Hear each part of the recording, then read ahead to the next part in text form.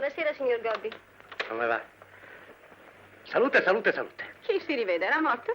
Non ho potuto ieri e Mi sono chiesta che le fosse successo. ho avuto un certo da fare. Come mai? C'era un tipo che usciva da un vagone di prima classe e quando gli ho chiesto il biglietto questo era di terza classe. Gli ho detto di pagare la differenza e lui si metteva a gridare. Ho dovuto chiamare il signor Saunders. Immagino l'aiuto. Grazie, l'ha messo a posto. Vedere per credere. Ah, creda che l'ha messo a posto bene, sa.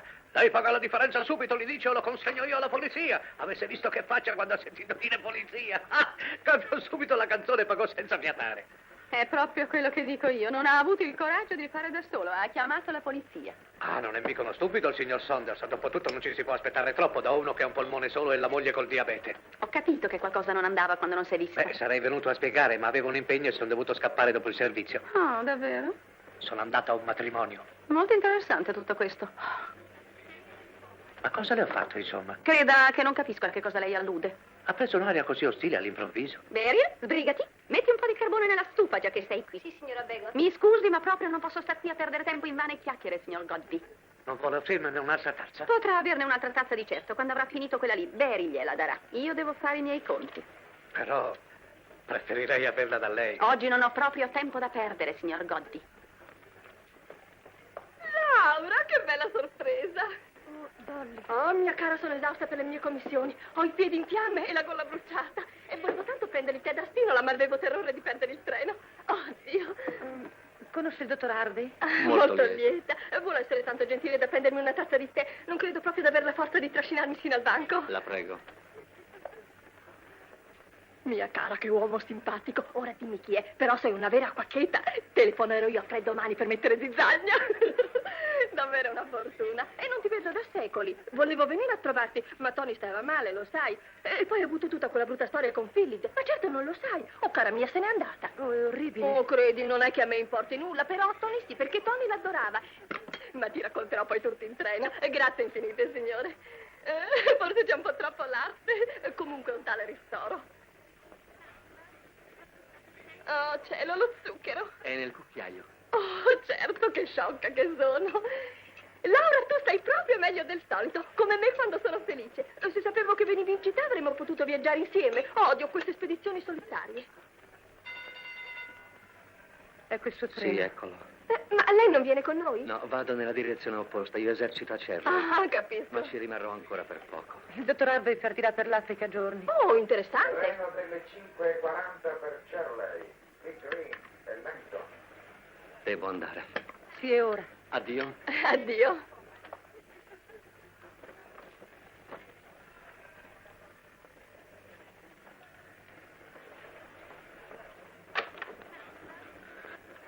E dovrà correre, se no lo perderà. E deve arrivare fino all'altro binario.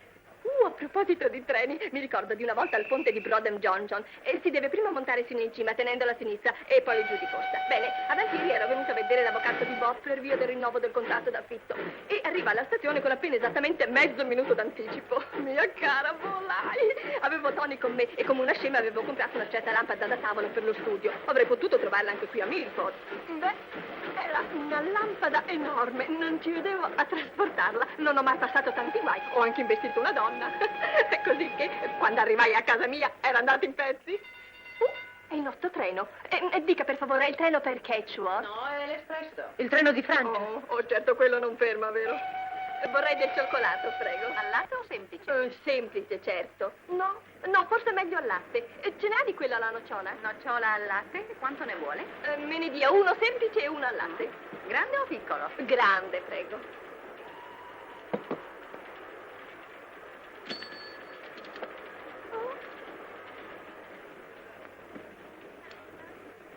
Dove è andata? Non l'ho vista uscire. Oh, non immaginavo che faresti così. Volevo solo vedere l'espresso passare. Ma che cosa ti ha preso? Ti senti male? Mi sento un po' male. Oh mio Dio, vieni a sederti. Ecco il treno. No, c'è tempo. Mi darebbe un cognac? Non è orario per viaggio. Però se qualcuno sta male, Io sto bene, credi? un goccio di cognac ti rimetterà. Prego. Va bene. Grazie. Quant'è? Uno scellino, prego. Il treno per Quechua arriva ora al binario 3. Dobbiamo sbrigarci.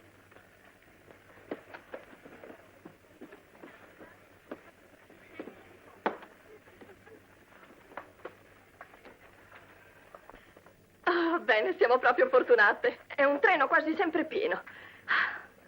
Però sono molto preoccupata per te, cara. Sei pallida da far paura. No, sto bene, non è niente. Solo mi è girata la testa e quel tutto. Mi succede spesso, sai. Mi è persino accaduto durante il stagio finale di mio figlio alla scuola.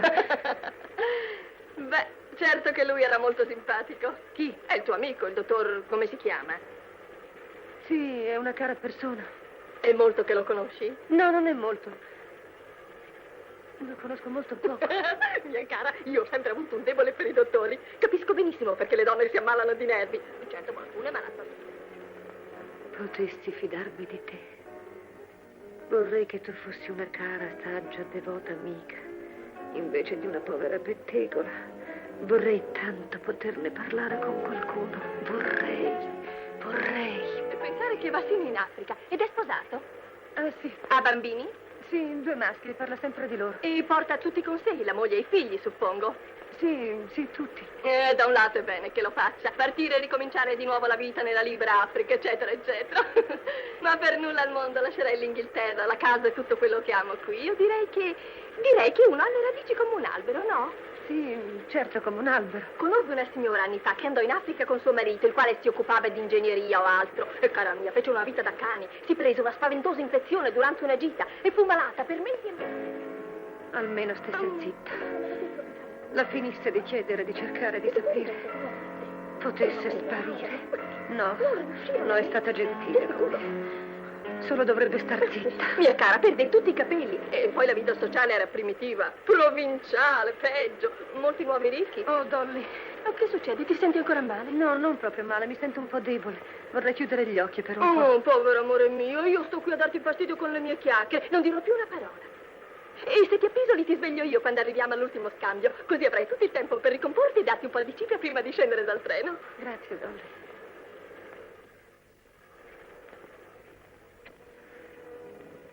Non ne posso più. Finirà questa tortura. Devo pensare solo a questo che non può durare.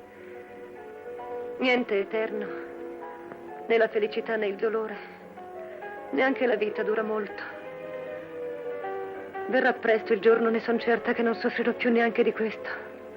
Che potrò pensare al passato e dire sorridendo serena come ero sciocca. No, non voglio che questo accada mai. Voglio ricordarmi ogni istante. Sempre finché avrò vita. Edgeworth, Svegliati, Laura, ci siamo.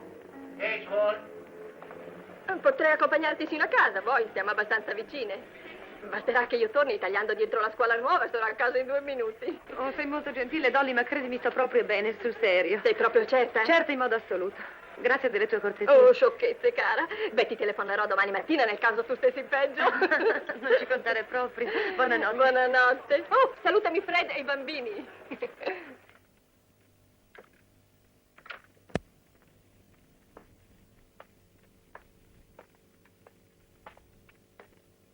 Ehi tu, Laura. Sì, Fred. Grazie a Dio sei tornata. Qui c'è stato l'inferno, sai.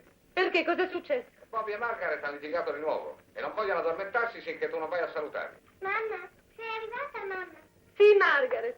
Vieni subito su, mamma. Devo parlare con te.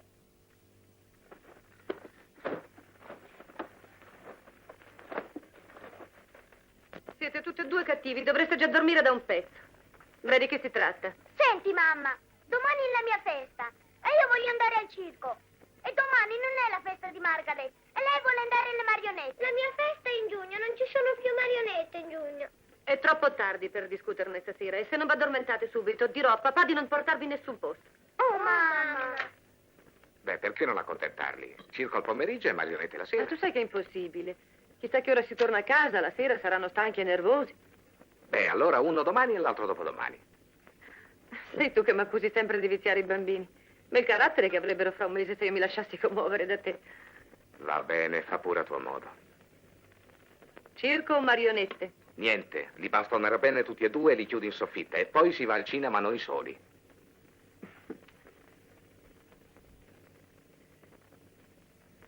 Oh, Fred. Che diavolo ti succede? Niente. Cara, ma che hai? Dillo, ti prego. Credimi, niente davvero, sono un po' nervosa, ecco tutto. Sono stata quasi per venire al bar della stazione di Milford. Sono una sciocca, no? Dolly Messiter era con me, ha parlato al punto che l'avrei strangolata. Però è molto gentile. È terribile quando la gente vuole essere gentile.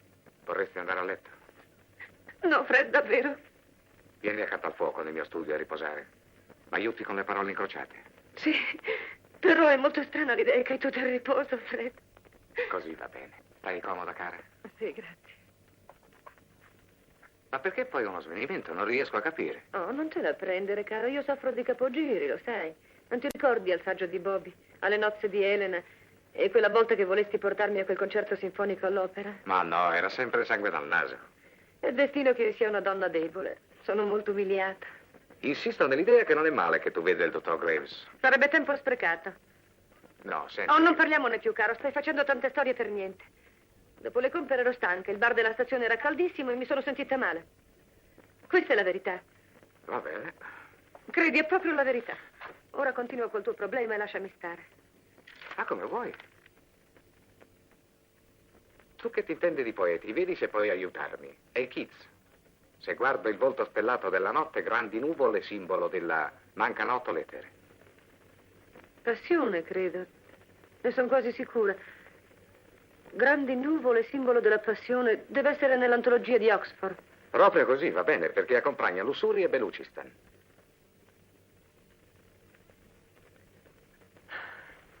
Un po' di musica, ti darebbe noia? No, cara, al contrario.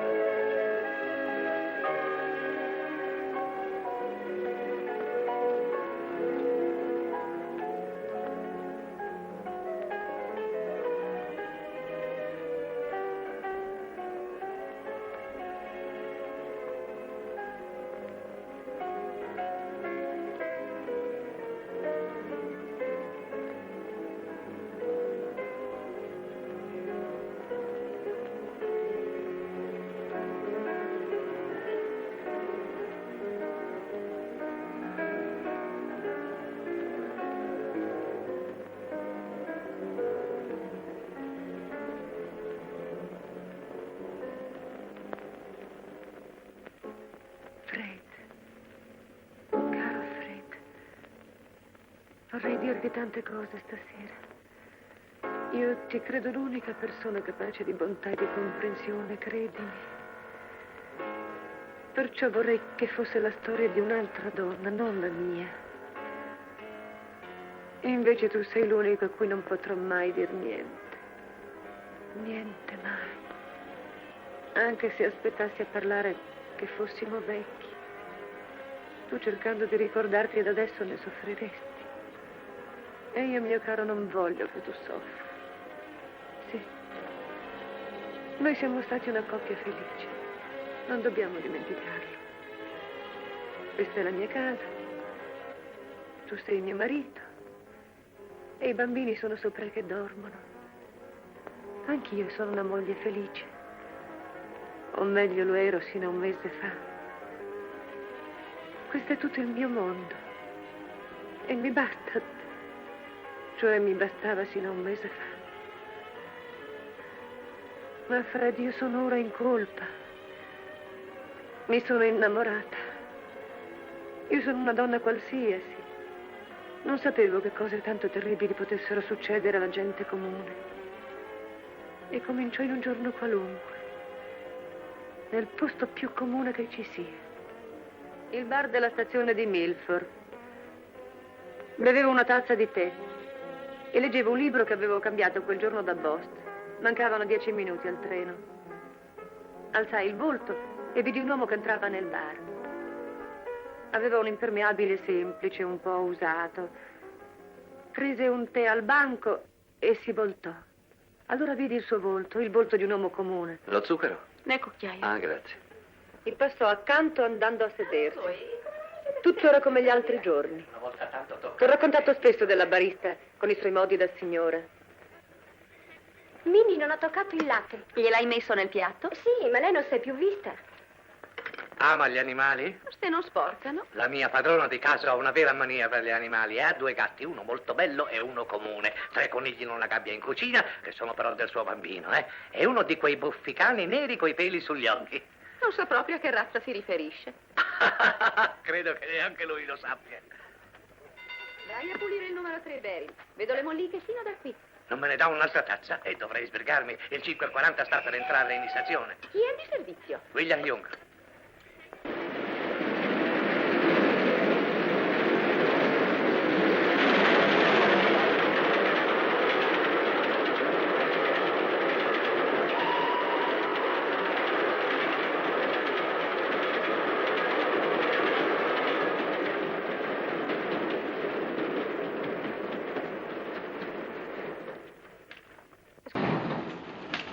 Scusi, mi può dare un bicchiere d'acqua? Ho qualcosa nell'occhio e vorrei bagnarlo.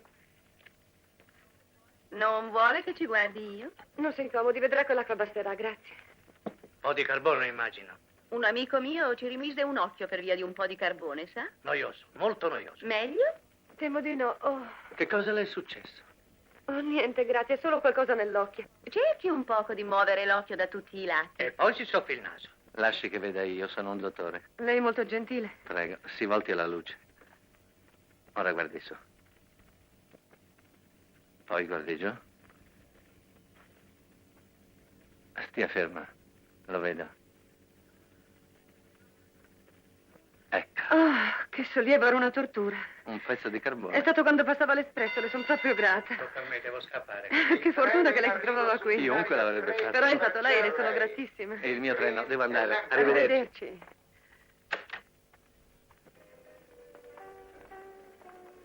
Sì, è cominciata così, con un pezzettino di carbone che mi entrò nell'occhio.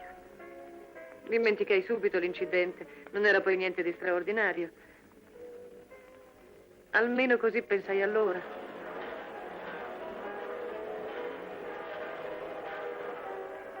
Ogni giovedì andavo a Milford per le compere.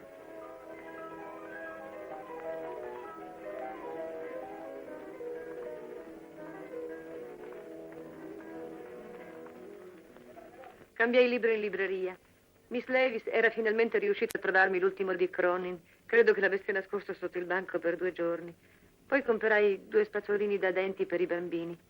Preferisco l'odore di una drogheria a quello di ogni altra bottega. È un misto di roba buona, erbe, profumi, spezie. Ma ecco l'odiosa signora Bonfield che mi guastava tutto. Ma che razza di buffo cappello s'era messo? Fortunatamente non mi vide. Così potei sfuggire alle sue chiacchiere. Ma appena fuori sul marciapiede... Buongiorno. Oh, buongiorno. Come sta l'occhio? Benissimo, grazie. Fu davvero gentile a volervi aiutare. Non ne parli neanche. Sta schiarendo, mi sembra. Sì, si metta al bello. Beh, devo proprio recarmi all'ospedale. Io devo finire le mie commissioni. Vite romanzesche le nostre. Arrivederci. Mi ricordo la mia corsa verso la stazione la sera. Ero stata al cinema come sempre. Il film era durato moltissimo, temevo di essere in ritardo. Mentre sbucavo sotto la tettoia, il treno di Shirley se ne allontanava. Guardavo sfilare i suoi finestrini davanti a me, chiedendomi se ci fosse anche lui. Mi ricordo di essermelo chiesto senza darvi importanza. Pensai subito ad altro. C'era il regalo per la tua festa che mi preoccupava. Costava un mucchio di soldi. Ma sapevo che lo desideravi, così m'ero mezzo impegnata dal negoziante lasciando un deposito. C'era tempo sino a giovedì prossimo. E quel giovedì... Sì, misi in pace la coscienza pensando che ti sarebbe piaciuto molto e lo comprai. Sì, va bene. Grazie, signore. Fu una vera pazzia, lo so bene, ma dopo averla fatta mi sentii all'improvviso più contenta, più serena. Era un giorno di sole e persino i passanti sembravano più allegri del solito. C'era un organetto all'angolo di Harry Street e tu sai che io adoro gli organetti. Suonava Lascia pur girare il mondo. Diedi al suonatore mezzo scellino, poi andai a colazione. Era pieno come un uovo, ma 2 persone si erano alzate mentre io entravo. Allora prenderò brodo e pesce. Non avevo neanche finito di parlare che lo vidi entrare. Sembrava un po' stanco. Pensai che non c'erano posti a sedere, così gli sorrisi e gli dissi buongiorno. Oh, buongiorno. Lei è qui sola? Sì, sola. Le dispiace se siede al suo tavolo? È pieno zeppo e non vedo altro No, posto. prego, sta comodi. Mi permetta di presentarmi un po' meglio. Mi chiamo Alec Carmen. Molto lieta. E io Laura Jessen. Signora o signorina? Signora. Lei è un medico, vero? Ricordo che me l'ha detto al bar della stazione. Già, ma niente di straordinario, solo un povero chirurgo. Esercito a Shirley. Comandi? Cosa ha scelto lei? Mi scusi, signore. Brodo e sogliola fritta. Sì, prendo lo stesso. Vuol niente da bere? No, grazie. Cioè, gradisce qualcosa da bere? No, grazie. Acqua pura, prego. Sì. Acqua pura, Sì. prego.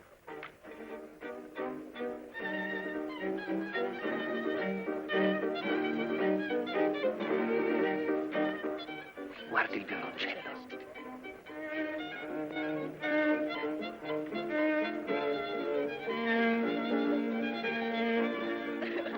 È proprio ridicola, no? Ma non ridiamo, potrebbe vederci. Ci dovrebbe essere una società per proteggere dal ridicolo gli strumenti musicali.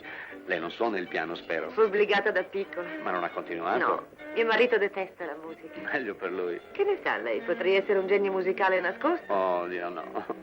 Perché così sicuro? Lei non è un tipo complicato. Sarà certo una bella cosa non essere complicati, ma anche molto stupide. Lei non può essere stupida. E lei viene qui ogni giovedì? Sì, per passare la mia giornata in ospedale. Stefanoli, il chirurgo capo, si è laureato con me. Io gli do il cambio ogni giovedì, così lui può andare a Londra e io studio i suoi ammalati. Ah, sì. E lei? Io che? Viene qui ogni giovedì? Oh, sì, per le mie compere, grazie. Cambiare il mio libro, danzare e andare spesso al cinema. Non è niente di straordinario, ma aiuta a vivere. E va al cinema oggi pomeriggio? Sì. Oh, che combinazione, anch'io. Come non vi guardi oggi all'ospedale? Beh, resti fra noi, ho ucciso 2 malati per disgrazia stamani e la suora è molto inquieta con me. Non oso proprio tornare. Ma lei non parla sul serio. Seriamente, ho fatto il mio lavoro stamattina. Non è un gran danno se mi squaglio. Le dispiace molto se vengo al cinema con lei? Beh, Io vado in platea e lei se ne va in galleria. Ma la galleria è troppo cara. La musica finì all'improvviso come era cominciata e noi ricominciammo a ridere. Non avevo presentimenti di sorta. Pare impossibile, ma tutto sembrava così naturale, così innocente. E infine quella sciocca cameriera ci portò a un conto solo. La prego, lasci a me. Ma non è possibile. Le ho imposta la mia compagnia, è giusto che la consideri mia Oh, ospite. la prego, non insista. Vorrei proprio che si facesse a metà. Davvero, prego. Mi arrendo allora. Dividemmo meticolosamente. Dividemmo persino la mancia.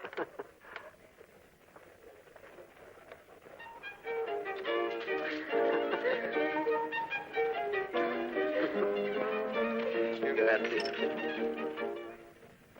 Possiamo scegliere. Voglio amore del cardinale Richelieu al palazzo o amore nella bufera al Palladio? Lei è un pozzo Non di faremo scienza. discussione per i biglietti, eh? Ognuno paga da sé. Mi crede un così cattivo dottore da non poter permettermi un paio di biglietti? Oh, insisto. Va a finire che lei che Dove mi andiamo, invita. palazzo o Palladio? Palladium. Una volta soffrì il mal di mare su un vapore chiamato Richelieu.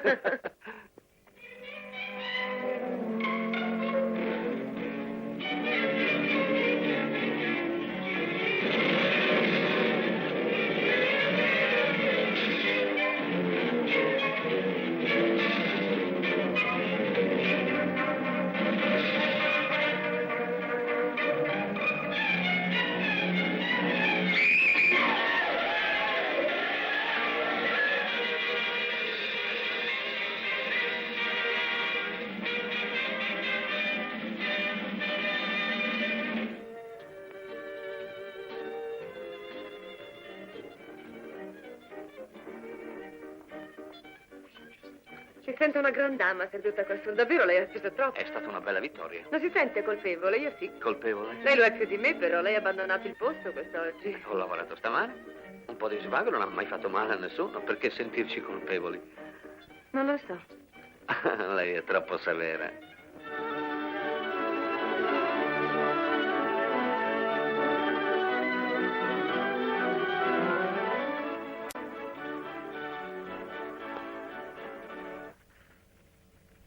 Non può essere.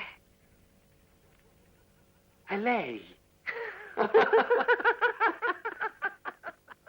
Tornammo a piedi alla stazione. Appena giunti al cancello, lui mi prese a braccetto. Non ci feci caso al momento, ma adesso lo ricordo. E com'è sua moglie? Maddalena? Piccola, bruna, un po' delicata. È buffo, immaginavo che fosse bionda. E il suo marito com'è? Altezza media, castano, gentile, molto calmo e per niente delicato. Lo dice con fierezza. Davvero? Buonasera. Buonasera. Abbiamo il tempo per una tazza di tè prima della partenza. E per la terza volta in un mese mi portò quell'uomo volgare e sua moglie dentro casa senza neanche chiedermi il permesso. 2 tè, prego. E torta o paste? Torta o paste? No, grazie. Queste sono fresche? Certo che lo sono, fatte stamane. 2, prego. Allora uno scellino. Porta il tè al tavolo, bene. Queste le porto io. Deve mangiare una di queste, sono freschissime. Mi fanno ingrassare. Non dia retta a sciocchezze. Certo sembrano molto buone. Sono il mio vero primo amore, non mi è mai passato. E poi che accade, signora Bego? Beh, va tutto benissimo. Gli dissi, t'aspetti che io faccia questo, quello e il resto, ma che me ne viene a me? Non puoi pretendere che io faccia la massaia e la cuoca tutto insieme durante il giorno e la amata moglie la sera solo perché ti fa comodo. Ah no, caro mio. Ci sono tante altre donne al mondo, gli dissi, molto più stupide di me. Così feci i bagagli su 2 piedi e lo piantai. E non è più tornata? Mai più. Andai in casa di mia sorella Folkestone per un po' e poi mi misi con un'amica mia con cui aprimmo un caffè ad Hyde. E che successe di lui? Morì di rabbia prima di 3 anni. Ah, io mai. Il tè fa male? Come il caffè, voglio dire. Se è una domanda al medico, la tariffa è una guinea. Perché fate il dottore? È una lunga storia. Forse perché sono un po' idealista. Penso che tutti i dottori abbiano un ideale, altrimenti la loro vita sarebbe insopportabile. Sbaglio o lei mi incoraggia a parlare di lavoro? Perché non dovrebbe farlo? È quello che le interessa di più, no? Ah, sì, sì. Ho delle grandi ambizioni. Sono ambizioso non per me, ma per la mia vera missione. E qual è questa missione? Medicina preventiva. Capisco. Ho paura di no. Mi sforzavo ad essere intelligente. Molti buoni medici, specie quando sono giovani, sognano in segreto, per questo sono buoni. Accade poi che si buttino alla professione commercialmente, ma io l'annoio. No, non capisco tutto, ma non mi annoio affatto. Volevo dire questo. Ogni buon dottore deve essere anche un entusiasta. Deve, come gli scrittori, i pittori, i poeti, avere il senso della vocazione. Un profondo, deciso desiderio di far bene. Sì, lo capisco. È chiaro che un sol modo di prevenire il male vale 50 cure.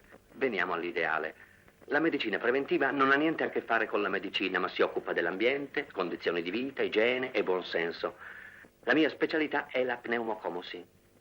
Oddio. Non si allarmi, è più semplice di quanto sembri. Non è altro che un lento processo di fibrosi del polmone dovuto a inalazioni di particole di polvere. Nell'ospedale di qui c'è l'opportunità di vederne la cura e controllarla per via delle miniere. Sa che sembra più giovane? Chi, io? Sembra quasi un ragazzo. Perché dice questo? Non lo so. Sì, lo so. Mi dica. No, non posso. Parlava delle miniere di carbone. Ah già, le inalazioni del carbone. Questa è una tipica formula della malattia. Si chiama antracosi. Ce ne sono altre. Calicosi, che viene dal metallo delle acciaierie, ecco. Sì, certo, acciaierie. E silicosi, che viene dall'oro. Altre miniere. Ah, sì. Il suo treno. Già, Non deve perderlo. no. Ma che cos'ha? Niente, proprio niente davvero. Le sono molto grata, mi sono divertita enormemente. Ne sono lieto, io pure, e mi scuso per averla annoiata con quei nomi Mi scientifici. sento stupida e ignorante perché non ho capito tutto. La vedrò ancora. È l'altro binario, vero? Si sbrighi, non si preoccupi di me, io ho ancora qualche minuto. La rivedrò ancora. Sì, certo. Perché non viene lei a Ketchewar una domenica? È lontano, ma ne saremmo Mi felici. dica, la prego. Cosa c'è? Giovedì prossimo, alla stessa ora. No, non posso, io... La prego, la supplico. Lei perderà il treno. Va bene. Corra, Arrivederci. ci verrò. Grazie, cara.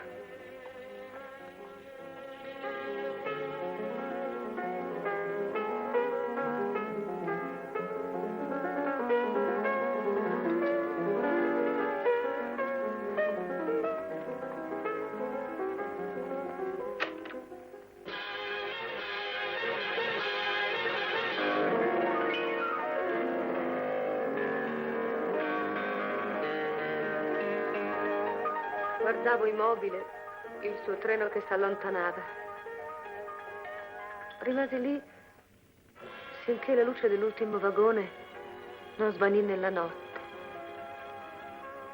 Immaginai lui che arrivava a Cerley, mostrava il suo biglietto, camminava nelle strade, apriva il portone di casa sua. Sua moglie, Maddalena, lo aspettava nell'ingresso per salutarlo. O forse su, nella sua stanza, perché sofferente. Piccola, bruna e un po' delicata. Mi chiedevo se gliele avrebbe detto: ho conosciuto una donna simpatica. Abbiamo fatto colazione e siamo andati al cinema insieme. A questo punto compresi che non l'avrebbe fatto. Ebbi la certezza improvvisa che non avrebbe parlato. E in quel momento l'ombra del pericolo mi sovrastò per la prima volta.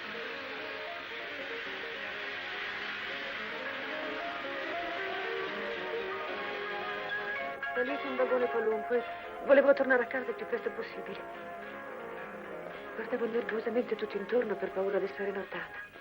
Come se qualcuno avesse potuto leggere i miei pensieri segreti. Nessuno mi guardava, eccetto un pastore seduto in un angolo. Mi sentii arrossire. Aprì subito il mio libro e finsi di leggere. Ma prima di arrivare a Ketchbot avevo preso la risoluzione che non avrei più rivisto Ale. Buonasera, signora Jackson. Ero stata senza dignità accettando la corte di uno sconosciuto. Oh, buonasera. Arrivai a casa di buon pasto e di buon animo. Ero stata leggera, certamente, ma dopo tutto non avevo fatto niente di male. Tu mi aspettavi nell'ingresso, Fred. Il tuo viso era turbato, sconvolto. Ebbi una stretta al cuore. Fred, che succede? Niente di grave, devi star calma e non preoccuparti. Cosa c'è? Che è successo? È Bobby. È stato investito da un'auto uscendo da scuola, ma non è grave. È stato sfiorato dal parafango, ma è caduto sul marciapiede. Poteva finir male. Il dottore è ancora su da lui.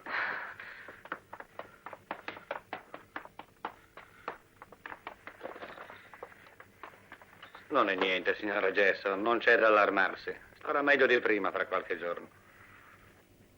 È certo che non sia grave. Sicuro, ma si è salvato per un vero miracolo.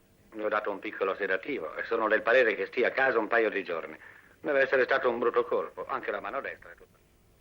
Mi sentii male, Fred, quando lo vidi con la testolina fasciata. Cercai di controllarmi, ma ero come impazzita. Era come se fosse accaduto per colpa mia. Quasi una punizione. Un tremendo, sinistro preavviso. Un'ora o due più tardi, naturalmente, tutto era tornato quasi normale. Bobby sembrava aver scoperto un nuovo gioco. Un gioco meraviglioso di cui era l'eroe principale. Oh, bene. Ti ricordi che passammo quella sera a fantasticare sul suo avvenire? È troppo piccolo per decidere ora. È una bella vita, se il ragazzo ne ha voglia. Ma come facciamo a sapere se lui ne ha voglia sul serio? Tra una settimana vorrà fare il macchinista. No, era un mese fa che voleva fare il macchinista. Ma non è uno scherzo, credi, iscrivere un bambino all'Accademia Navale? È una vita sana. Sì, lo so, è una bella vita e so anche che è sana. E so pure che potrà vedere il mondo, prendere moglie in ogni porto e avere delle ottime maniere. Ma che sarà di noi? Cosa vuoi dire che sarà di noi? Non lo vedremo più o quasi. Oh, sciocchezze. Non sono sciocchezze. Se lo spediscono in mare che è ancora un morcioso e poi lo rivediamo entrare qui dentro con una lunga barba, sale e pepe. Credo che tu abbia un'idea piuttosto antiquata della Marina. È l'unico maschio e lo vorrei vedere crescere sempre vicino a me. Va bene, vecchia mia, allora andrai in un bell'ufficio e così lo vedrai tutti i giorni prendere il treno delle 8. Perché dici una cosa simile? Sai benissimo che non mi piacerebbe. Va bene, farei a modo tuo. Fred, ho mangiato con un tipo strano oggi, mi ha portato al cinema. È molto gentile, è un medico. Oh, una molto nobile professione. Oddio. È stato Riccardo III che disse il mio regno per un cavallo, vero? Sì, caro. Beh, vorrei proprio che non l'avessi detto perché sennò sono rovinato. Penso che forse si potrebbe invitarlo a cena una sera. Sì, senza dubbio. Chi? Il dottor Harvey, l'uomo di cui ti ho parlato ora. Per forza cena? A colazione non sei mai a casa. Già, è vero. Oh, Fred. Ma che diavolo ti prende? Oh, niente, solo che... Oh, Fred. Non riesco a capire cosa ci sia di tanto buffo. Oh, io sì. È passato, caro, ma non ridevo per te, ridevo di me. Sono io che sono buffa, sono una vera stupida. Sai, mi preoccupavo di cose che non esistono.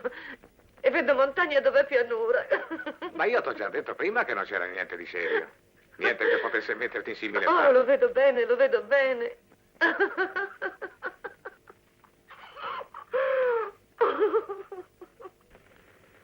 Così il giovedì andai all'appuntamento di Al, che più che altro per non essere scortese. Non ci tenevo molto, ma ormai avevo promesso. Riuscii a sedermi allo stesso tavolo. Lo attesi un po', ma non venne. L'orchestra di dame suonava le stesse musiche. Guardai la violoncellista. Mi era sembrata così buffa la settimana prima. Ora non era più ridicola. Era quasi commovente. Dopo colazione feci 2 passi fino all'ospedale. Ricordo che guardai le finestre chiedendomi se lui fosse ancora lì, se gli fosse successo qualcosa che gli avesse impedito di venire. Arrivai alla stazione più presto del solito. Il film non mi era piaciuto, era un grosso pasticcio pieno di musica rumorosa. Uscii prima che lo spettacolo finisse. Mentre mi avviavo al tavolo con il mio tè, mi chiesi all'improvviso se non mi fossi sbagliata, se lui non mi avesse aspettata lì al bar.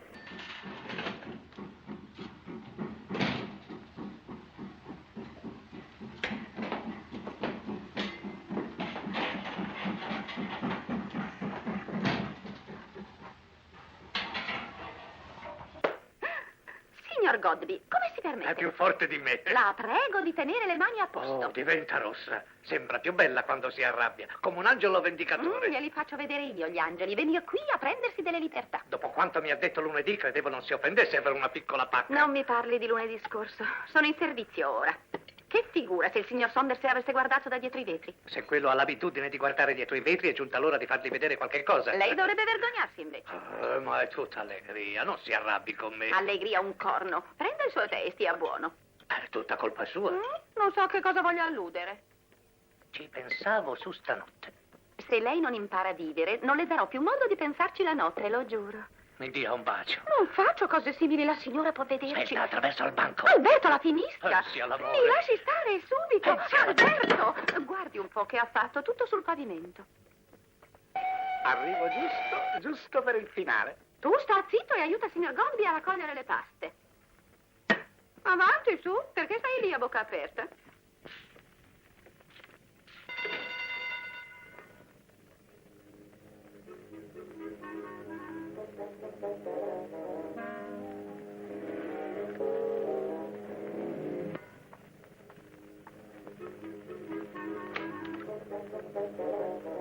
Mentre uscivo dal bar, vidi un treno entrare in stazione.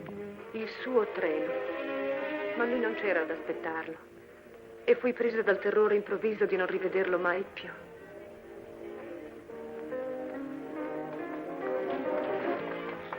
Oh, cara, sono così dispiacente, non sapevo come avvisarla. Il treno lo perderà. Ho dovuto operare d'urgenza.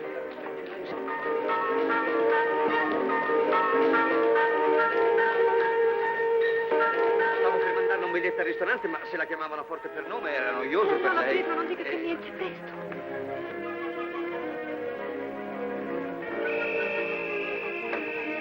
Presto, presto, sta picchiando. Sono felice che ho potuto spiegarle. Non speravo di rivederla. Che sciocchezza, presto, presto. Giovedì prossimo? Sì, giovedì prossimo. Arrivederci. Arrivederci. Giovedì prossimo, arrivederci.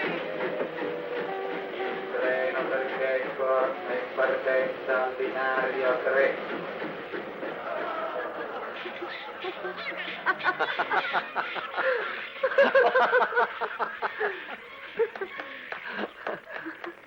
Le stelle cambiano il loro corso, l'universo può bruciare, il mondo andare a picco, ma Paperino esisterà sempre. Mi piace tanto, sa, con la sua energia e le sue rabbie impotenti.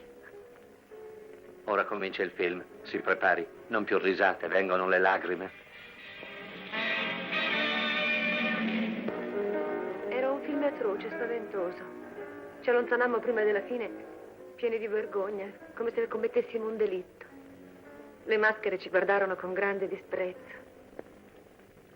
Ma era una così bella giornata. Eravamo felici di trovarci all'aperto. Decidemmo di andare all'orto botanico.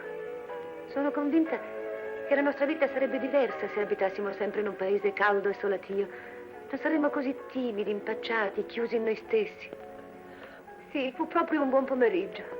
C'erano dei bambini con i loro piccoli bastimenti sul laghetto. Uno somigliava proprio a Bob. Per un attimo provai come un rimorso. Ma poi dimenticai, tornai a divertirmi. Alec disse a un certo punto che era stanco di contemplare il lago e desiderava andare in barca. Ma tutte le barche erano affittate. Infine riuscimmo a persuadere il barcaiolo che ce ne trovò una. Forse lui ci credette un po' matti. Aveva proprio ragione. Alec remava con grande energia. Io tenevo una mano nell'acqua. Era molto fredda. Ero molto felice.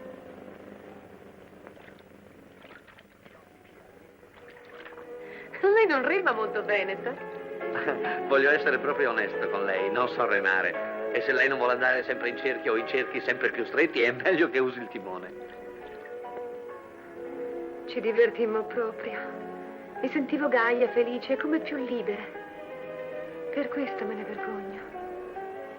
Questo è quello che ferirebbe Fred se lo sapesse, che io potessi sentirmi tanto lieta e lontana da lui, con uno sconosciuto. Attento, non si può passare! Tiri a sinistra.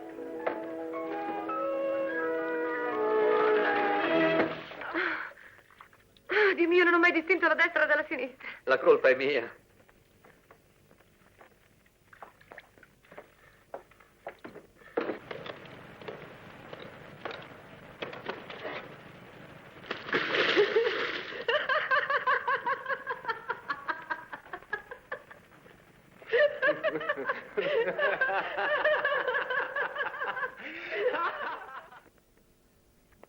Certo, gli inglesi sono molto gentili con i matti.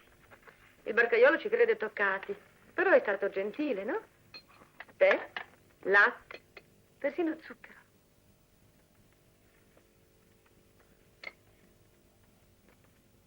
Grazie.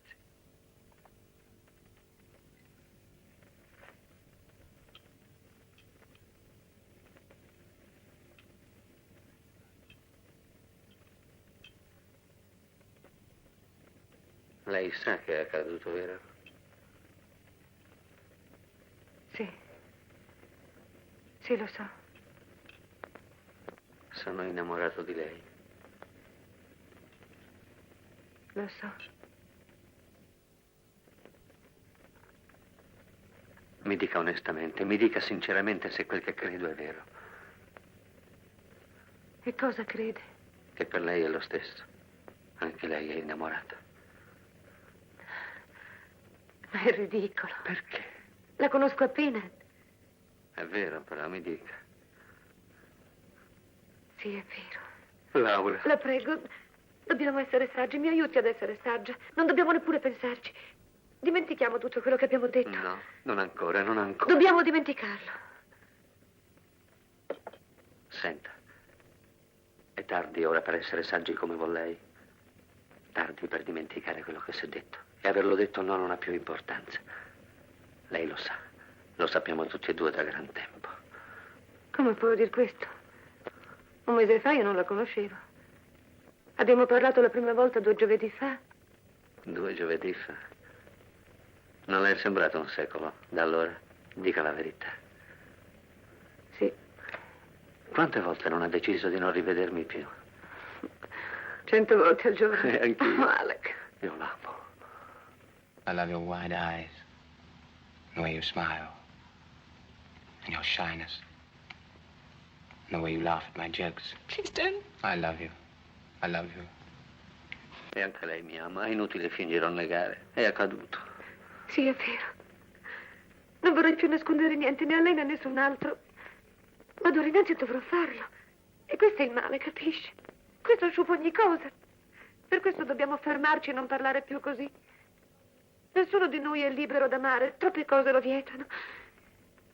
Siamo ancora in tempo. Se sapremo controllarci e agire come esseri ragionevoli, c'è ancora tempo per... Non siamo più in tempo. Il tuo treno? Sì. Voglio accompagnarti fin lì.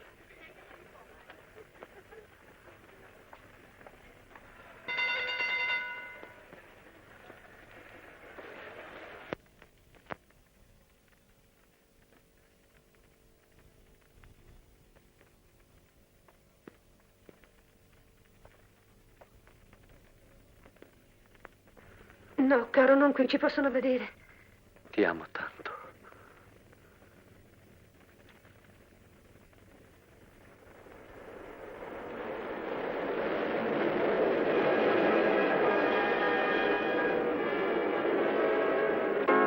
Non credi che si potrebbe abbassare un po', cara? Parlo con te. Sì, caro. Cos'è, Laura? Eri nelle nuvole? Credi, forse hai ragione. È proprio assordante. Ti dispiace se abbassassimo un po'? No, certo, no.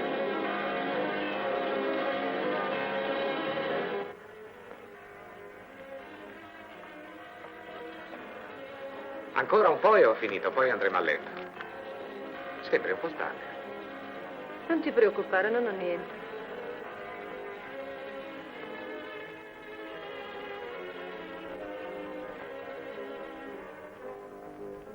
Come ho il coraggio di dire?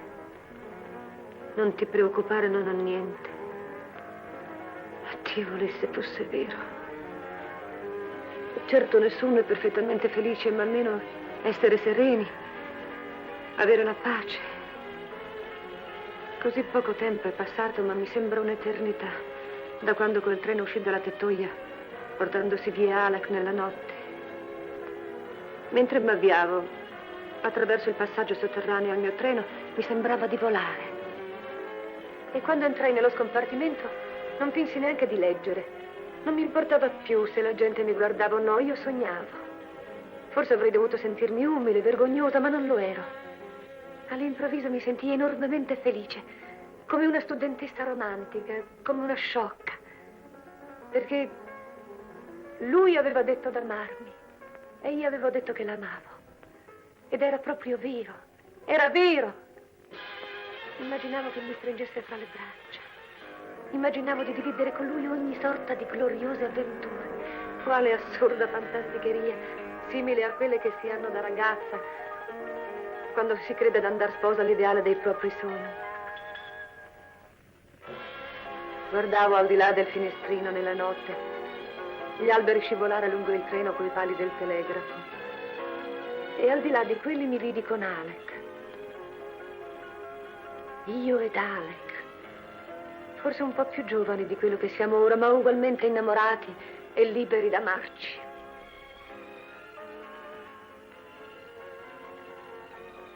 Mi vidi a Parigi con lui, in un palco dell'opera, mentre l'orchestra accordava gli strumenti. E poi a Venezia, in una gondola lungo il Canal Grande, mentre il suono dei mandolini carezzava le acque. Mi vidi viaggiare con lui per terre lontane, in tutti i luoghi che ho sempre desiderato di vedere. E poi eccoci appoggiati alla murata d'una nave, contemplare il cielo. O su di una spiaggia dei tropici al chiaro di luna, con le palme che sussurravano sopra di noi. E poi le palme si mutarono nei salici spogli lungo il canale, appena prima del passaggio a livello. E tutti i miei pazzi sogni scomparvero. Arrivai a Catchbourg, consegnai il mio biglietto e poi a piedi fino a casa come sempre. L'ubriacatura era passata e non avevo più ali per volare. E quando mi fui cambiata per la cena ed ero seduta davanti allo specchio, te lo ricordi, Fred? Forse tu non ricordi perché tu non sai che è stata quella la prima volta da quando stiamo insieme che io ti ho mentito. Allora ebbi inizio la vergogna di quell'avventura, il senso della colpa, la paura. Buonasera, signora Jason. Ciao, caro. Ti sei divertita? Sì, molto. Cosa hai fatto?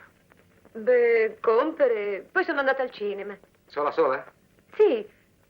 No, non esattamente. Che vuol dire non esattamente? Beh, sono andata al cinema da sola, ma ho mangiato con Mary Norton. Non è venuto al cinema con me perché doveva visitare i suoceri. Abitano fuori porta a Milford, lo sai. E così l'ho accompagnata all'autobus e poi via a casa. Non vedo Mary Norton da secoli. Come l'hai trovata? Mica male, credo sia un po' ingrassata, però. Sbrigati a far toilette, cara. Ho tanta fame. Ma tu puoi scendere, ne ho per 5 minuti.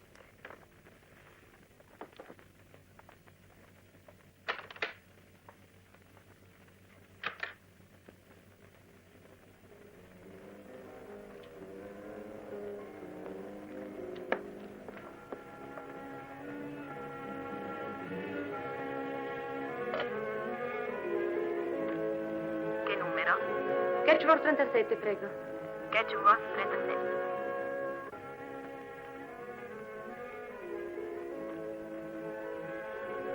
Pronto? Pronto, la signora Norton è in casa? Sì, attendo un momento. Va bene, aspetto. Pronto? Pronto? Sei tu, Mary? Laura! Che sorpresa mi fai, ti credevo morta. No, ma non ti vedo da secoli. Senti, cara, tu che sei una santa, ma io ti dire una spaventosa bugia domestica. È molto grave? Ne va della mia vita. Ebbene, oggi sono andata a Milford come sempre per le mie commissioni. Con la segreta intenzione di comprare un regalo per la festa di Fred. Ah, Beh, l'orologiaio non aveva quello che volevo io, e cioè uno di quegli orologi con barometro, eccetera, eccetera. Ma poi ha telefonato al suo socio di Brocan che ha detto di averne uno. Così ho preso il treno dell'1:30 e sono andata a prenderlo. Bene. Ora viene fuori la brutta bugia. Fred mi ha domandato se mi ero divertita. E io dico sì. E che ho fatto colazione con te. E poi tu sei andata dai tuoi suoceri. Io al cinema. Ora se li incontri per caso non dire di no. Ma amore, dirò di sì. A buon rendere, te lo prometto. Beh, vieni a colazione sul serio. Sì, è una bella idea. Che ne dici giovedì? No, non posso giovedì, vado a Milford. Perché non venerdì? Ottimo. Vieni tu da me. Va bene, perfetto. Tu conosci la mia cuoca? Vieni un po' prestino. Sì, sta certo. Arrivederci. Addio.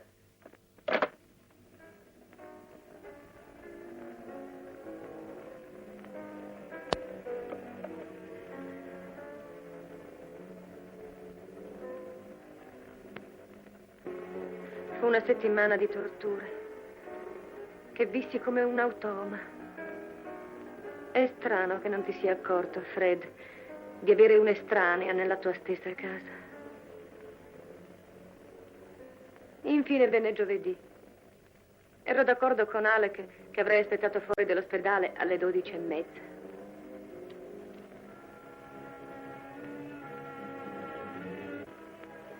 Come va? Bene. Non credevo che venissi. Ho temuto tutta la settimana che tu non venissi. Non volevo in realtà. Ma eccomi qui.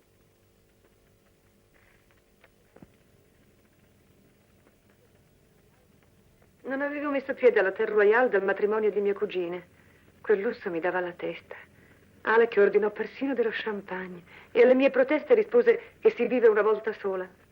Eravamo felici, lui fu molto simpatico e io pensavo con rammarico, peccato che non possa presentarlo a nessuno. Mentre stavamo per uscire mi disse d'avere in serbo una sorpresa per me. Se avessi aspettato 5 minuti nell'atrio me l'avrebbe mostrata. Uscì nella strada correndo giù per le scale, più come uno scolaretto che come un dignitoso dottore.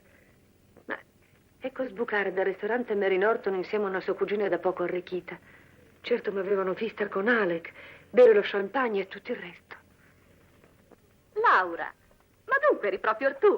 Hermione diceva di sì, ma Come va? sai come sono miope. Io ho guardato e guardato, ma non ero proprio certa. Io non t'ho vista affatto, che vergogna. Forse effetto dello champagne. Non posso bere champagne a pranzo. E mia cena vuole essere franca, ma Alec ha insistito. Alec? Alec chi, cara? Alec Harvey, è chiaro. Certo ti ricorderai degli Harvey, i vecchi amici di casa. No, non credo Sarà d'averlo che a mai. momenti. È probabile che lo riconoscerai guardandolo da vicino. Sembra molto simpatico e pieno d'attenzioni. Oh, lo è. È uno dei miei più cari amici e un bravissimo dottore. Oh, Alec, ricordi la signora Norton, vero? Io temo di no. Inutile, Laura. Non ci siamo mai visti né conosciuti prima d'ora, ne sono sicura. Assurdo. Sono certa che lui e Maddalena erano lì quando tu cenasti da noi a Natale l'anno scorso. Alec, la signora Rollinson. Piacere. Molto lieta. Brutto tempo, vero? Già. Certo non si può pretendere la primavera di questa stagione, vero? No. Beh, dobbiamo andare. Mi porto Hermione con me a vedere i suoceri come aiuto morale. Arrivederci, dottor Harvey. Arrivederci. Arrivederci, cara. Con me ti invidio lo champagne. Arrivederci. Arrivederci.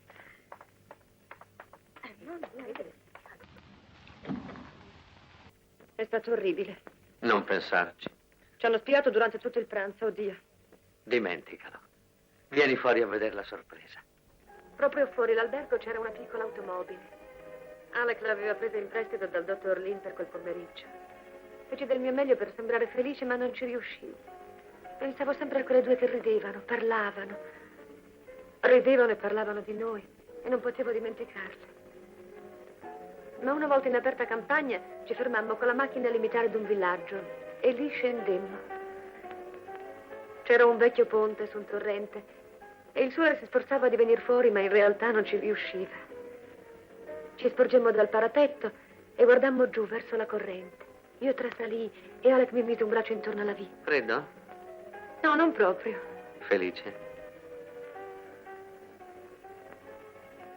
No, non proprio. So esattamente quello che vuoi dire. Che non vale la pena. Che sotterfugi e bugie superano la felicità che possiamo avere. Non è così? Qualcosa del genere. Voglio chiederti una cosa, per mia tranquillità. Che cosa?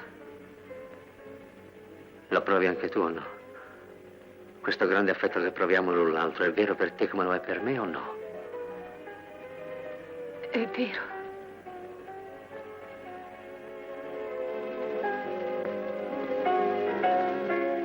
Certo rimanemmo sul ponte a lungo, perché quando tornammo al garage del dottor Lynn era già scuro. Ricordo che mi sembrava d'essere sull'orlo di un precipizio e credo che anche Alec sentisse come me, perché tutte e due sapevamo ormai d'amarci senza speranza.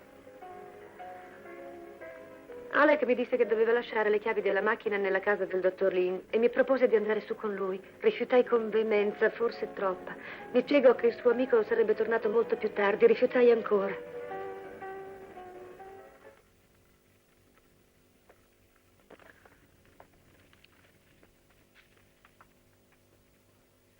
Io torno là e non prenderò il treno. Torni dove? In casa di Stefano. Oh, Alec.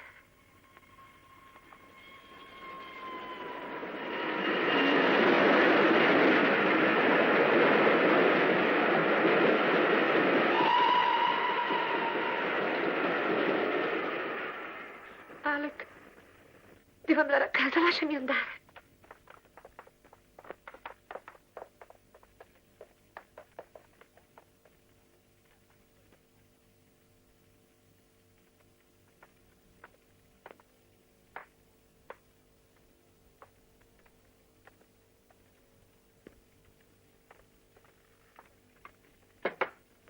Una tazza di tè, prego.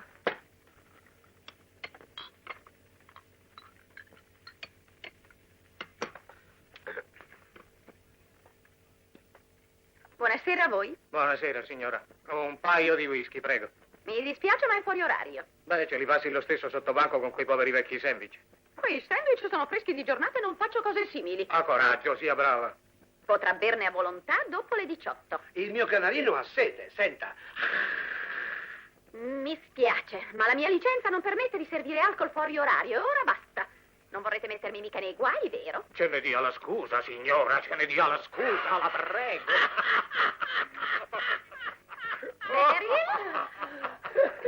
Dia al signor Godby di venire qui un momento. Sì, signora, prego. Che ci farà questo signore? Lo vedrà presto. Venire qui ad insultarmi. Calmati, mamma, fai Te lo darò io, la mamma. Brutto moccioso. Ma chi è che chiami moccioso? E ti consiglio di andare via di qui in tutta fretta. A disturbare i clienti e venire a provocare la gente. Cos'è che va a fuoco? Cos'è che va a fuoco? Che succede qui? Signor Godby, questi signori mi danno fastidio. Che? Ma non abbiamo fatto niente, è vero, Johnny? Solo ho chiesto un paio di bevute. Ma m'hanno insultata, signor Godby. Non abbiamo fatto niente di simile, stavamo solo scherzando un po'. Fuori tutte e due. Abbiamo diritto a star qui quanto ci pare. Hai sentito che ho detto? Fila. Ehi, dico, cos'è questo? Un paese libero o la scuola di Ho catechismo? visto i vostri folli. Il vostro treno parte fra un minuto binario 2. Filate. Ehi, tu! Andiamo, Johnny, andiamo. Lascia perdere sto sacco di stracci. Filate. Ciao, mamma! E se quei sandwich sono di stamane, tu sei Shirley Temple. sfacciarsi, Alberto. Che sfacciati? Parlarlo in quel modo, signora Begos. Sta zitta, Beryl, e dammi un goccio di 3 stelle, mi sento un po' nervosa. Torno al controllo. E ci vediamo più tardi, Alberto. Ok.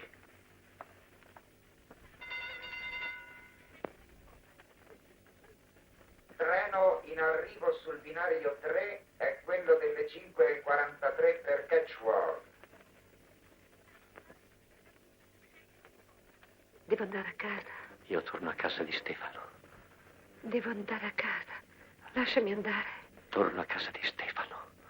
Io vado a casa.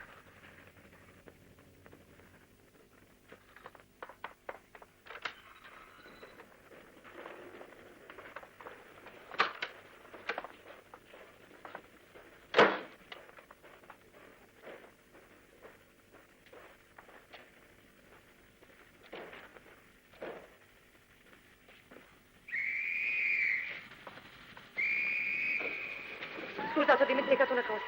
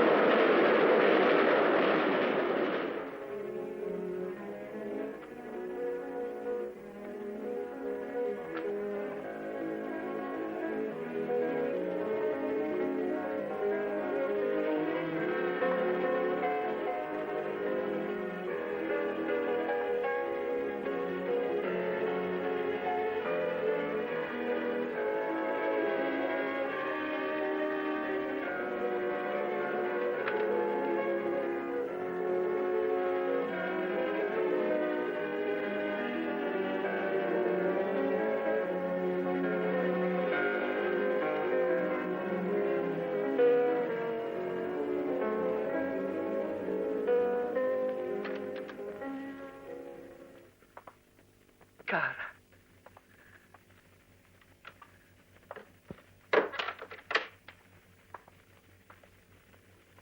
Piove. È cominciata quando svoltavo per il corso. Non avevi ombrello e ti sei bagnata. Avvicinati al fuoco, scaldati un po'. Guarda in che stato sono. Da pure a me. Grazie.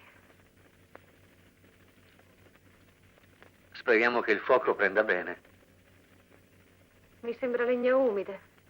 Sì, deve essere così. Ma siedi, cara.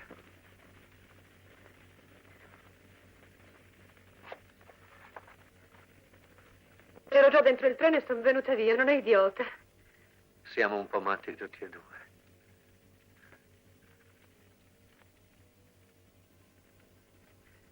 Alec, non posso restare, non posso. Solo per un poco. Solo per un poco. Presto, presto, devo uscire. Qui, dalla cucina, c'è la scala di servizio.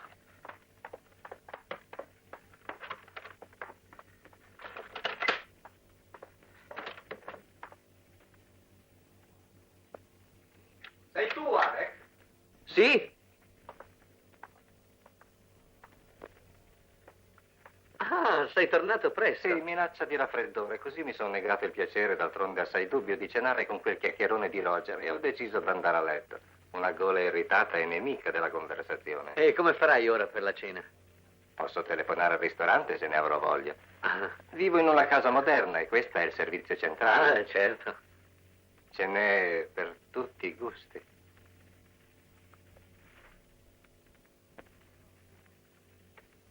Però tu hai dei gusti nascosti che io non ho mai sospettato. Senti, Stefano, per l'amor io- di Dio, Alec, niente spiegazioni e niente scuse. Sono io che dovrei scusarmi per essere tornato inopportunamente. Non c'è dubbio alcuno che tu stavi ricevendo un cliente privatamente. Le donne sono spesso delle creature nervose e l'atmosfera dell'ospedale non è adatta per loro. Dal traffico poco dignitoso, li ho sorpreso con il mio arrivo qui. Arguisco che sei ora in ritirata dalla scala di servizio. Sono sorpreso di queste tue farsesche inclinazioni, Alec. Tanti misteri non erano necessari. Dopotutto siamo buoni amici da tempo e io sono uomo di larghe vedute. Sono più che addolorato. Perché temo che questa mia situazione t'appaia volgare, ma non lo è. Comunque hai ragione.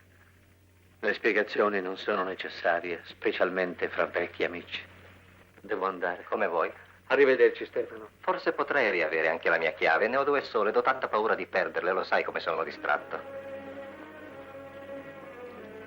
Sei arrabbiato? No, Alec, non arrabbiato, solo disilluso.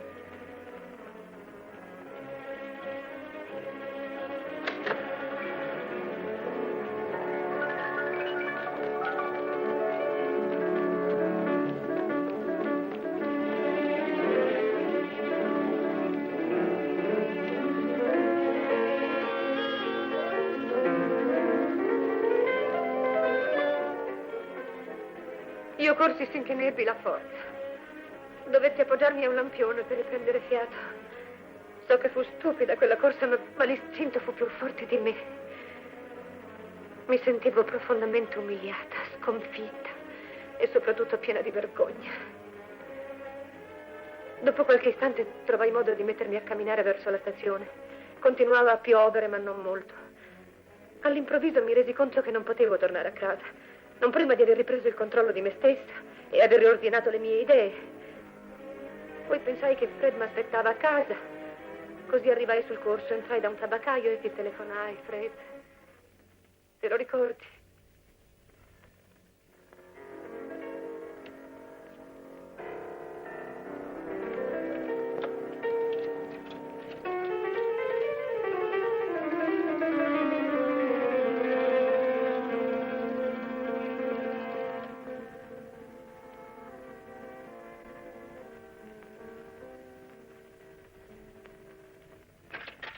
Pronto, Fred, sei tu? Sì, caro, sono io, Laura. Sì, tutto va benissimo, non temere, ma non sarò a casa per cena. Sono con Miss Louise. Miss Louise, mio caro, lo sai, la libraia di cui ti parlavo sempre. Sì, non posso darti tutti i dettagli perché lei è proprio qui fuori della cabina. Beh, l'ho incontrata sul corso poco fa. Era in un stato terribile. Ha la mamma molto grave e le ho promesso di fermarmi finché arriva il medico.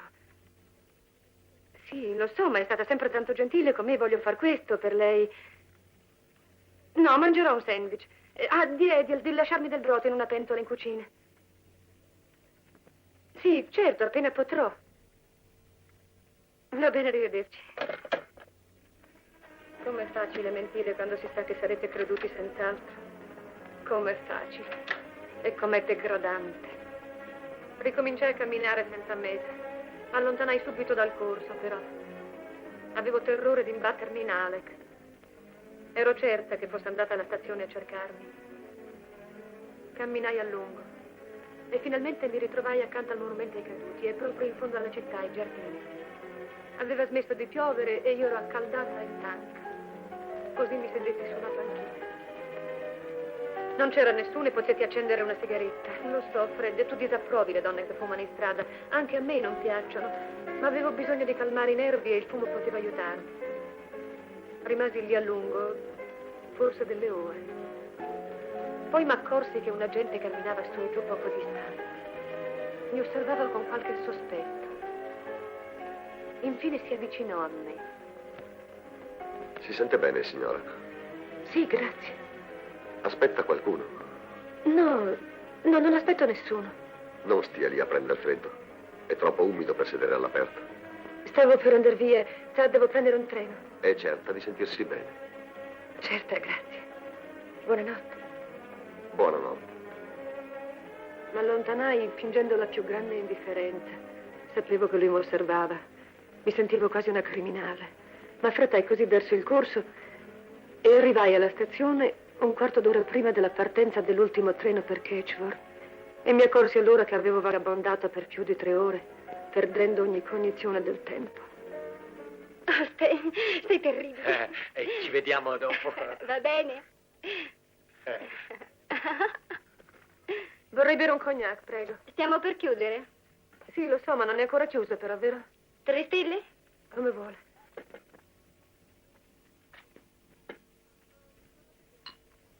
Non avrebbe un foglio di carta con una busta? Mi scusi, Sam, ma dovrò comprarlo dal giornalaio. Il giornalaio è chiuso. La prego, è cosa importante, gliene sarei molto grata. Va bene, aspetti un minuto.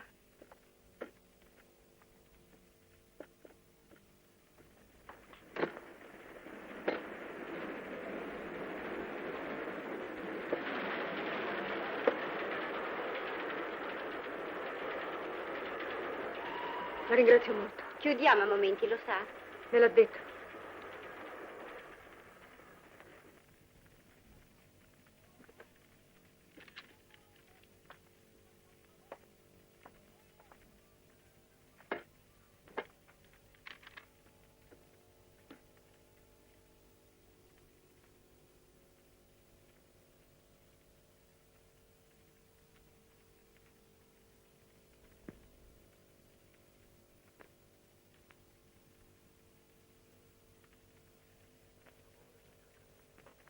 Amore, t'ho cercato dappertutto. Ti prego, vattene. Sono stato a tutti No, i treni. vattene, ti prego. Non posso lasciarti così. Lo devi, sarà meglio per tutti. Non essere ingiusta. È per puro caso che è tornato prima. Non sa chi tu sia, non t'ha neppure visto. Quanto avrà riso, vero? Avrete parlato di me come fra gente di Non si è mondo. parlato di te, ma di una creatura senza nome E irreale. perché non gli hai detto chi ero? Perché non dirgli che siamo vili, volgari e senza Basta, coraggio? Laura, ritorna in È te la verità, stessa. è la Ma verità. niente affatto. Noi siamo certi di amarci, questo è vero, è solo questo che conta. Non è solo questo che conta, c'è anche dell'altro. Rispettare se stessi, così io non posso più continuare. Potresti davvero dirmi addio e non rivedermi più. Sì, se tu mi aiuti.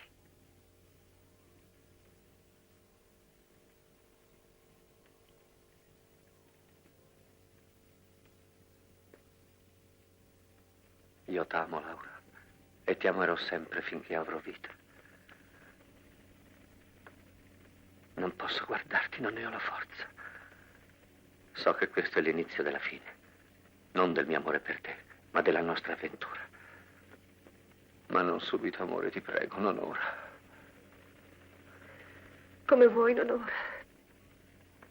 So quel che hai sentito stasera, il senso di sordido che provi. So anche lo sforzo di vivere separati, divisi l'uno dall'altro. Il senso della colpa di far male è troppo forte, vero? Un prezzo troppo alto per la felicità intraveduta.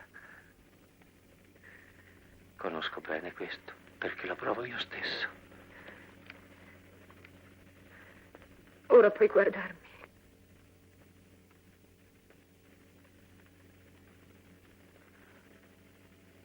Dobbiamo essere cauti e prepararci bene.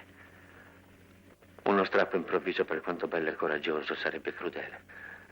Troppo violento per i nostri cuori. Come vuoi.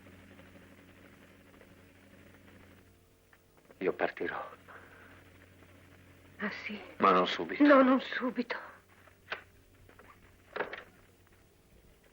Sono le 10:10, è già passata l'ora. Davvero? E devo proprio chiudere. Va bene.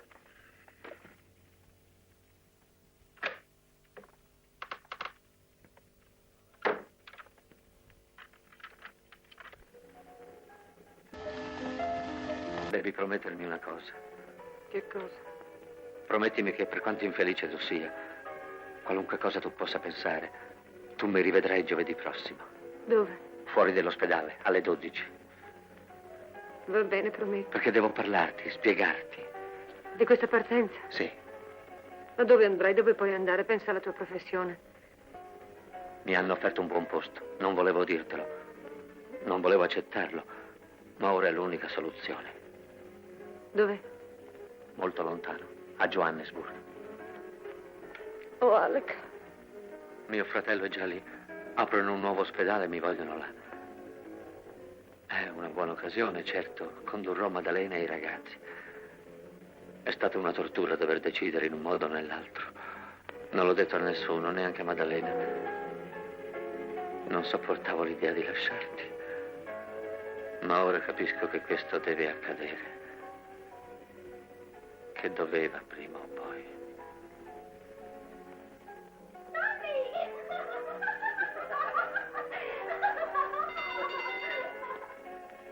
Quando partirai? È quasi imminente. Forse fra 2 settimane. È presto, vero? Vuoi che rimanga? Vuoi che rifiuti l'offerta? Sarebbe follia, Alec. Farò quello che tu vorrai. Ora non sei giusto, amore mio. Il treno per Catchworth è in arrivo sul binario 3.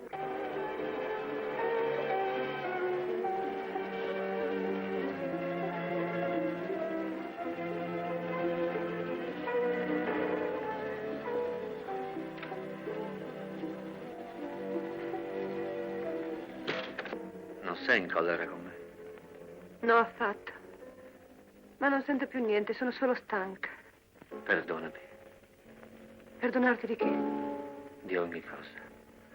Prima di averti incontrata, di averti tolto il pezzetto di carbone dall'occhio e di amarti. Apprezzo di tanto il tuo dolore. Ti perdonerò se perdoni me.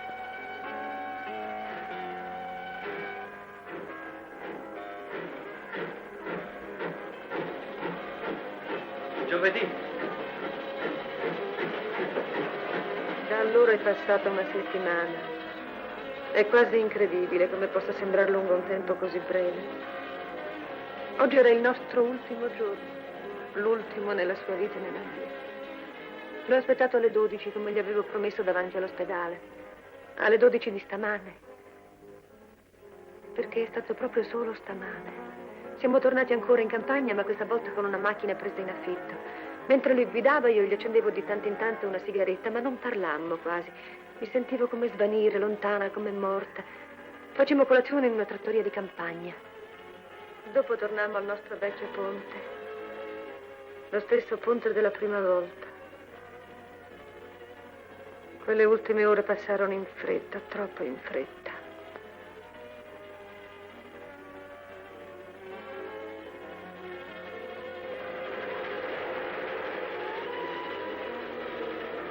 Come entrammo in stazione mi misi a pensare: questa è l'ultima volta che io sto con Alec. Vedrò ancora tutto questo, ma senza di lui. Mi sforzai di non pensarci, di non sciupare gli ultimi momenti che stavamo insieme.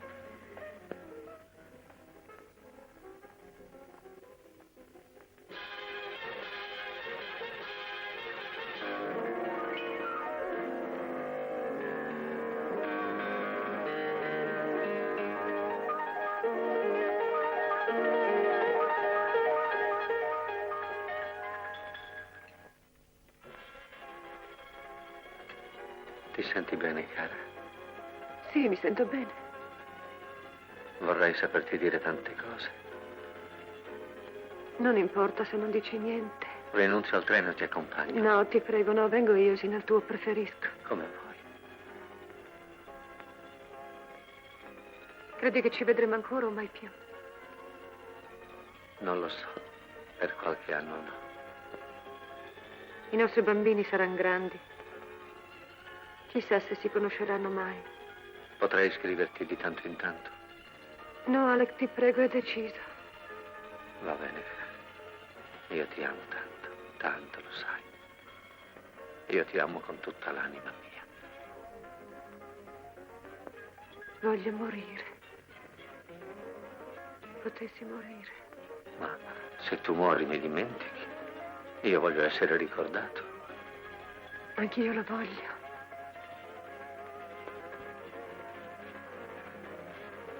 C'è ancora qualche minuto. Laura! Oh, che bella sorpresa! Ah, mia cara, sono esausta per le mie commissioni. Ho i piedi in fiamme e la gola bruciata. Volevo tanto prendere il tè da Spinola, ma avevo terrore di perdere il treno. Oddio. Conosci il dottor Harvey?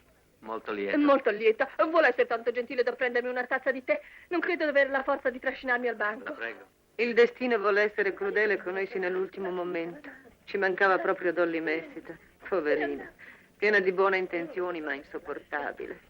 Veniva a sciuparci i nostri ultimi minuti. Chiacchierava, ma io non la sentivo nemmeno. Ero tanto avvilita, Lo sconvolta. zucchero? È nel cucchiaio. Alec si portò benissimo, con perfetta cortesia. Nessuno avrebbe potuto immaginare quello che pensava, quello che provava. E poi... Oh, il suo treno. Sì, eccolo. Ah, ma lei non viene con noi? No, vado nella direzione opposta. Io esercito a Charlie. Ah, capisco. Ma ci rimarrò ancora per poco. Il dottor Harvey partirà per l'Africa a giorni. Oh, interessante. Il treno in arrivo sul binario 4 è quello delle 5:40 per Charlie, Green e Langdon. Devo andare. Sì, è ora. Addio. Addio.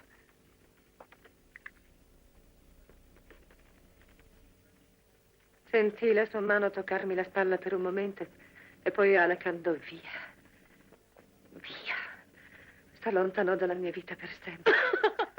Deve correre per poter arrivare all'altro binario. A proposito di treni, mi ricordo una volta al ponte di Brother Johnson. Dolly continuava a parlare, ma io non le badavo, non l'ascoltavo.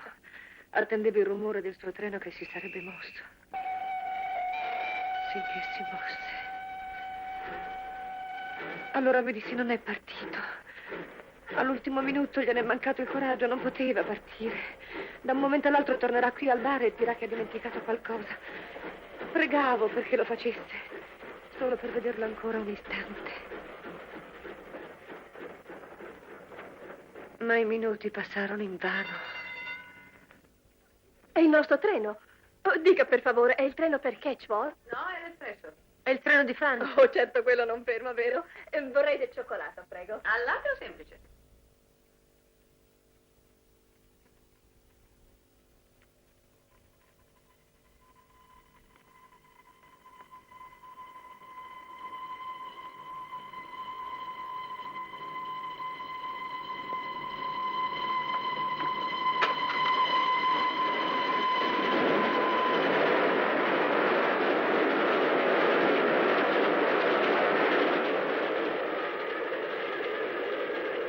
Volevo farlo, Fred.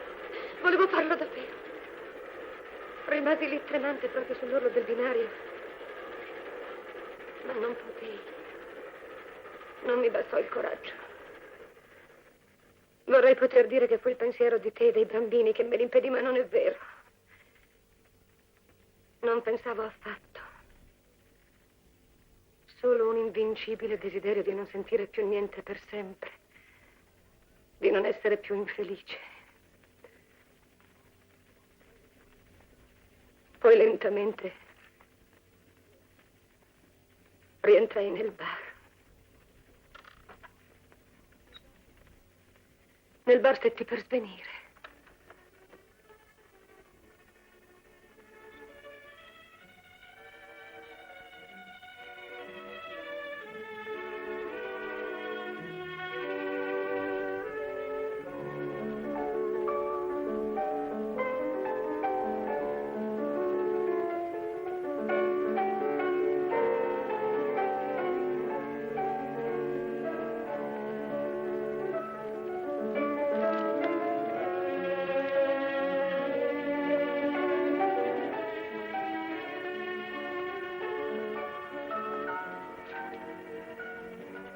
Laura. Sì, caro. Stavi sognando, vero? E non è stato un bel sogno, è così? No. Non credi che potrei aiutarti? Sì, Fred, tu puoi aiutarmi. Sei andata molto lontana. Sì. Ma ora sei qui accanto a me.